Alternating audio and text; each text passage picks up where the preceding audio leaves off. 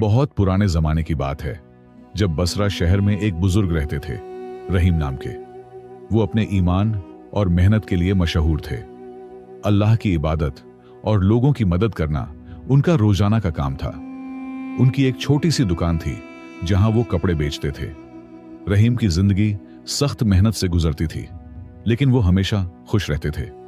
उनके चेहरे पर मुस्कुराहट, दिल में अल्लाह पर भरोसा और जुबान पर शुक्र के कलमे होते थे। उनकी बीवी जैनब और 2 बच्चे अली और फातिमा उनके साथ रहते थे। एक दिन अचानक शहर में एक भयानक तूफान आया। आंधी इतनी तेज थी कि घर हिल गए और बारिश से नालियां भर गईं। लोगों ने अपने घर छोड़कर ऊंचे इलाकों में पनाह ली। रहीम और उनका परिवार भी अपना सामान लेकर पहाड़ की तरफ भागे। अल्लाह हम पर मेहरबान है, रहीम अपने परिवार को तसल्ली देते हुए बोले। बारिश थम गई तो रहीम अपने घर और दुकान देखने गए। उनका दिल बैठ गया जब उन्होंने देखा कि तूफान ने उनकी दुकान तबाह कर दी थी। सारा माल पानी में बह गया था। जैनब रोती हुई बोली, अब हम क्या करेंगे? हमारे पास न पैसे हैं न खाने को कुछ। रहीम ने अपनी बीवी के कंधे पर हाथ रखते हुए कहा, घबराओ मत, अल्लाह हमारी मदद जरूर करेंगे। हमें बस उन पर भरोसा रखना है। अली और फातिमा भी डर गए थे। उन्होंने कभी अपने अब्बू को इतना परेशान नहीं देखा था। रहीम ने अपने बच्चों को गले लगाया और कहा, देखो बच्चों, जिंदगी में कभी कभी मुश्किलें आती हैं, लेकिन अल्लाह हमेशा साथ होते हैं। अगली सुबह रहीम जल्दी उठकर अपनी तबाह हुई दुकान की तरफ गए। उनकी आंखों में आंसू थे, पर दिल में उम्मीद भी थी। या अल्लाह, मैं सिर्फ आप पर भरोसा करता हूं। उन्होंने दुआ की और काम शुरू किया। कुछ बचा हुआ सामान इकट्ठा करने लगे। अचानक कुछ दूर से एक अजीब सी चमक दिखी। रहीम ने देखा तो वहां एक पुराना संदूकचा था, जो शायद पानी के साथ बहकर आया था। उन्होंने उसे खोलने की कोशिश की, मगर वो कुफल था। रहीम ने उसे अपने घर ले जाने का फैसला किया। घर पहुंचकर परिवार ने मिलकर संदूकचा खोलने की कोशिश की। बहुत मेहनत के बाद कुफल टूटा और जब उन्होंने ढक्कन उठाया तो सब हैरान रह गए। संदूकचे में कुछ पुरानी किताबें और एक छोटा सा थैला था। रहीम ने थैले को खोला और देखा तो उसमें सोने के सिक्के थे।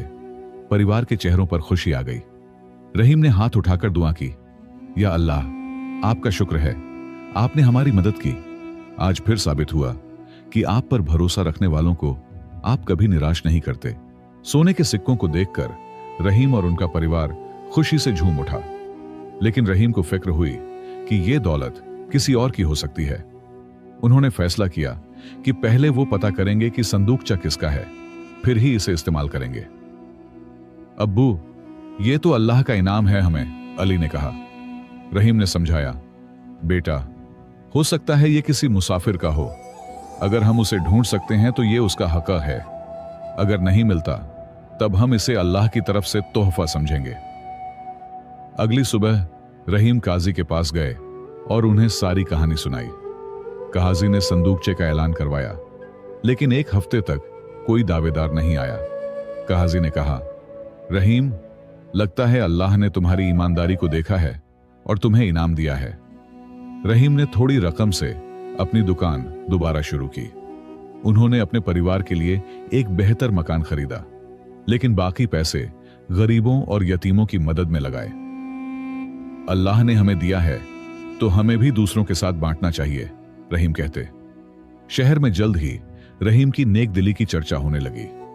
लोग उनकी इज्जत करते और मशवरा लेते। उनकी दुकान पर रौनक रहती। लेकिन इंसान की फितरत है कि कामयाबी अक्सर उसके दिल में घमंड पैदा कर देती है। आहिस्ता आहिस्ता रहीम के दिल में भी घमंड आने लगा। अब वो अक्सर कहते, मेरी मेहनत और ईमानदारी की वजह से मैं कामयाब हुआ हूं। अल्लाह का जिक्र कम होता गया। नमाज में भी दिल नहीं लगता, सिर्फ रस्म अदा करते। जैनब ने एक दिन कहा, सुनते हो, आजकल आप अल्लाह का जिक्र कम करते हैं। रहीम ने जवाब दिया, अरे, मैं तो रोज नमाज पढ़ता हूं, लेकिन अब हमारी जिंदगी बेहतर है तो खुशी का इजहार भी जरूरी है। जैनब के दिल में खौफ आया। एक रात रहीम को एक अजीब सा ख्वाब आया। उन्होंने देखा कि वो एक अंधेरे कुएं में गिर रहे हैं और कोई उनका हाथ नहीं पकड़ रहा। चौंक कर उठे तो पसीने से तर थे। दिल धड़क रहा था। सुबह तक वो परेशान रहे। उसी दिन शहर में अफवाह फैल गई कि बादशाह का खजांची फरार हो गया है और शहर के अमीर लोगों के घर तलाशी ली जाएगी। ये सुनकर रहीम के होश उड़ गए। उन्होंने सोचा, अगर वो संदूकचा बादशाह का था तो? दरबार के सिपाही जल्द ही रहीम के घर पहुंच गए। उन्होंने पूरा घर छान मारा। रहीम का दिल जोर से धड़क रहा था। या अल्लाह, माफ करना, मैं आपको भूल गया था। अब सिर्फ आप ही मेरी मदद कर सकते हैं। उन्होंने दिल ही दिल में दुआ की। सिपाही जब संदूकचा ढूंढ रहे थे, रहीम के दिल में पछतावा था। काश मैंने अल्लाह को न भुलाया होता, उन्होंने सोचा। सिपाहियों ने जब संदूकचा मांगा तो रहीम ने कहा, वो रहा, आप देख लीजिए। रहीम के हाथ कांप रहे थे, आंखों में आंसू थे। सिपाहियों ने संदूकचा खोला और हैरत से देखा। यह तो खाली है, सिपाही ने कहा। रहीम चौंक गए। उन्होंने खुद देखा तो सच में संदूकचा खाली था। न किताबें थीं, न सिक्के। रहीम समझ नहीं पाए कि यह कैसे मुमकिन है। सिपाही चले गए, लेकिन रहीम परेशान थे। उन्होंने ज़ैनब से पूछा, क्या तुमने सिक्के कहीं रखे हैं? ज़ैनब ने कहा, नहीं, मैंने तो कुछ नहीं छुआ। अली और फातिमा भी हैरान थे। यह राज समझ से बाहर था। उसी रात रहीम को फिर ख्वाब आया। इस बार एक नूरानी बुजुर्ग उन्हें मिले और बोले, जब तुम अल्लाह पर भरोसा करते थे तो अल्लाह ने तुम्हारी मदद की। जब तुमने घमंड किया तो अल्लाह ने तुम्हें सबक सिखाया। सुबह होते ही रहीम नमाज के लिए उठे। बहुत अरसे बाद उन्होंने दिल से नमाज अदा की। सजदे में गिरकर रोते हुए माफी मांगी। या अल्लाह, मुझे माफ कर दो। मैं भूल गया था कि मेरी हर कामयाबी आपकी मेहरबानी है। नमाज के बाद रहीम बाहर निकले तो देखा कि शहर में हलचल मची हुई थी। लोगों ने बताया कि रात में बादशाह का खजांची पकड़ा गया और उसने अपना जुर्म कबूल कर लिया। खजाना भी बरामद हो गया था। रहीम ने सुकून की सांस ली। अल्लाह ने उन्हें बचा लिया था, लेकिन अब उनके पास वो दौलत नहीं थी जो उन्हें मिली थी। कोई बात नहीं, रहीम ने सोचा, मैं फिर से मेहनत करूंगा। शुक्र है कि मेरा परिवार सलामत है। कुछ दिन बाद बादशाह ने रहीम को दरबार में बुलाया। रहीम डर गए, लेकिन अल्लाह पर भरोसा करके गए। बादशाह ने कहा, मुझे पता चला है कि तुमने एक संदूकचा पाया था और काजी को दिखाकर ईमानदारी दिखाई थी। बादशाह ने आगे कहा, वो संदूकचा मेरा इम्तिहान था। जिस ईमानदार इंसान को वो मिलता, उसे मैं अपना नया खजांची बनाना चाहता था। मुझे तुम्हारी ईमानदारी पसंद आई। तुम मेरी खिदमत में शामिल हो जाओ। रहीम हैरान रह गए। उनकी आंखों में खुशी के आंसू आ गए। उन्होंने बादशाह से कहा, जहां अपना, ये इज्जत अल्लाह की मेहरबानी है। मैं आपकी खिदमत करूंगा, लेकिन मेरा सबसे पहला फर्ज अल्लाह की बंदगी है। बादशाह खुश हुए और मान गए। रहीम बादशाह के खजांची बन गए। उनकी जिंदगी बदल गई। पहले छोटी सी दुकान थी, अब शाही महल में इज्जत की नौकरी थी। लेकिन रहीम ने अपने आप को बदलने नहीं दिया। वो रोज नमाज पढ़ते, रोजाना अल्लाह का शुक्र अदा करते। ज़ैनब, अली और फातिमा भी एक बड़े घर में रहने लगे। बच्चे अच्छे मदरसे में पढ़ने लगे। लेकिन रहीम अक्सर कहते, याद रखना, ये सब अल्लाह की नेमत है, घमंड मत करना। जितनी भी दौलत मिले, दिल फकीर जैसा रखना। एक दिन रहीम खजाने का हिसाब कर रहे थे तो देखा कि कुछ सिक्के कम हैं। उन्होंने फौरन बादशाह को बताया। बादशाह ने कहा, क्या तुम्हें डर नहीं लगा कि तुम पर शक होगा? रहीम ने जवाब दिया, अल्लाह के डर के सामने दुनिया का डर कुछ नहीं। बादशाह ने जांच करवाई और पता चला कि एक नए सिपाही ने चोरी की थी। बादशाह ने उसे सजा दी और रहीम की ईमानदारी की तारीफ की। महल में रहीम की इज्जत और बढ़ गई, लेकिन कुछ दरबारी उनसे जलने लगे। दरबार के वजीर कासिम को रहीम से हसद होने लगा। वो हर वक्त रहीम की बुराइयां बादशाह के कान में भरता।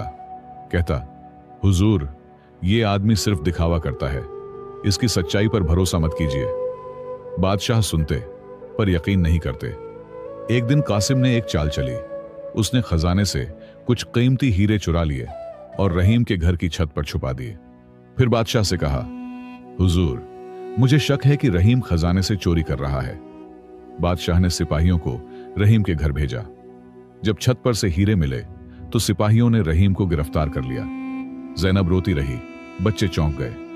रहीम बस इतना बोले, अल्लाह पर भरोसा रखो, सच का साथ हमेशा होता है। रहीम को काल कोठरी में बंद कर दिया गया। अंधेरे कमरे में बैठे उन्होंने अल्लाह से दुआ की, या अल्लाह, तू जानता है मैं बेकसूर हूं, मेरी मदद कर। रात भर वो नमाज पढ़ते और कुरान की तिलावत करते रहे। उसी रात कासिम के नौकर बिलाल को जमीर ने मलामत की। उसने कासिम की सारी चाल देखी थी। सोच सोच कर परेशान हुआ, एक बेकसूर इंसान को सजा मिलेगी और मैं खामोश रहूंगा। आखिर उसने फैसला किया कि सुबह बादशाह को सच बताएगा। सुबह होते ही बिलाल बादशाह के पास गया और कहा, हुजूर, मुझे आपको कुछ बताना है। उसने सारी कहानी सुनाई कि कैसे कासिम ने रहीम को फंसाया था। बादशाह हैरान रह गए और फौरन सिपाहियों को कासिम को पकड़ने और रहीम को रिहा करने का हुक्म दिया। रहीम को जब काल कोठरी से निकाला गया तो उनका चेहरा रोशनी से दमक रहा था। बादशाह ने खुद उनसे माफी मांगी और कहा, मेरी गलती थी जो मैंने बिना जांच किए तुम्हें सजा दी। रहीम ने कहा, हुजूर, इसमें आपकी कोई गलती नहीं, यह तो अल्लाह का इम्तिहान था। कासिम को पकड़ लिया गया। जब उसे बादशाह के सामने पेश किया गया तो वह कांप रहा था।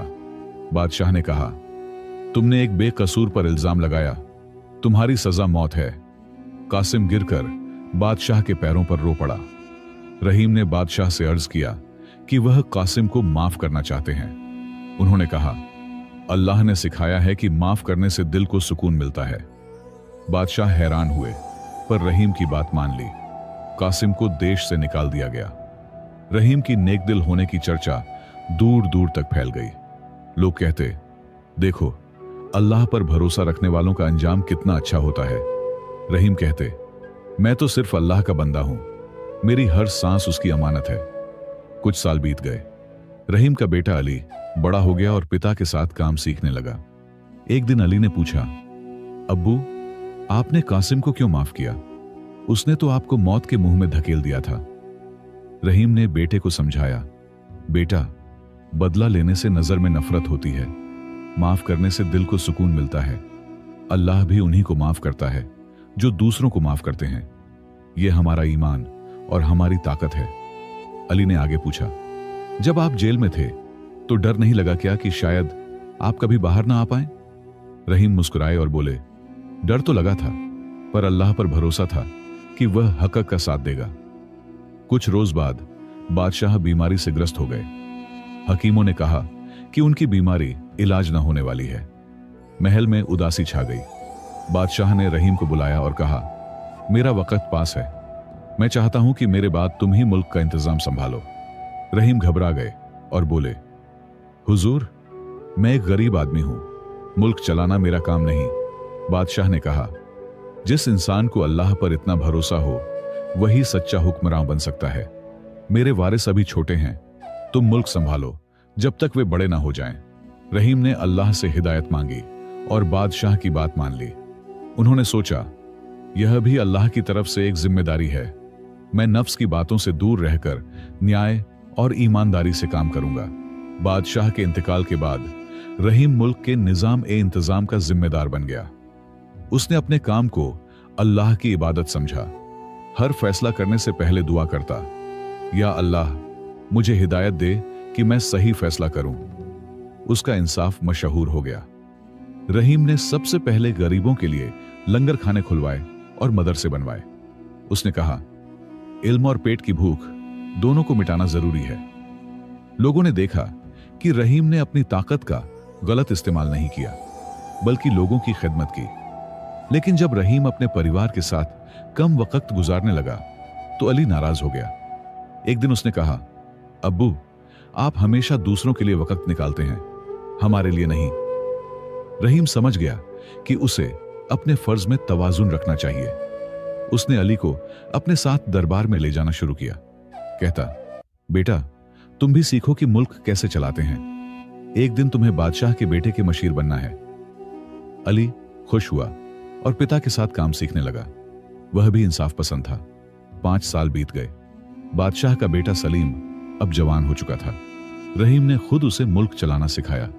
सलीम ने पूछा, आपने इतनी बड़ी जिम्मेदारी कैसे निभाई? रहीम ने जवाब दिया, सिर्फ अल्लाह पर भरोसा रखकर। जब सलीम तख्त पर बैठने के काबिल हो गया, रहीम ने खुशी से तख्त उसे सौंप दिया। बादशाह बनने के बाद सलीम ने कहा, रहीम, आप मेरे दरबार में रहकर मेरी रहनुमाई करते रहिए। लेकिन रहीम ने माफी मांगी, मुझे अब आराम चाहिए। अचानक एक दिन शहर में अफवाह फैल गई कि कासिम फौज लेकर वापस आ रहा है। लोगों में डर फैल गया। सलीम ने रहीम से मशवरा मांगा। रहीम ने कहा, डरो मत, अल्लाह हमारा हाफिज है, हम तैयारी करेंगे, मगर दिल में नफरत नहीं रखेंगे। जैसे ही कासिम की फौज शहर पहुंची, एक अजीब वाकया हुआ। कासिम का घोड़ा अचानक बेकाबू होकर उसे जमीन पर गिरा देता है। कासिम जख्मी हो गया। उसके सिपाही उसे लेकर सलीम के दरबार में आए और मदद मांगी। सब हैरान थे। रहीम ने फौरन हकीम बुलाया और कासिम का इलाज करवाया। जब कासिम होश में आया तो रोते हुए बोला, मैंने तुम्हारे साथ बहुत बुरा किया था, फिर भी तुम मेरी मदद कर रहे हो। रहीम ने जवाब दिया, दुश्मनी इंसानों से नहीं, बुराई से होती है। कासिम की आंखें खुल गईं। उसने फौरन अपनी गलती कबूल की और माफी मांगी। सलीम ने उसे माफ कर दिया और कासिम ने अपनी फौज वापस भेज दी। इस कहानी से हम सीखते हैं कि अल्लाह पर भरोसा रखने वालों को कभी निराश नहीं किया जाता। मुश्किलें आती हैं, इम्तिहान होते हैं, लेकिन अल्लाह हमेशा सच्चे बंदों का साथ देता है।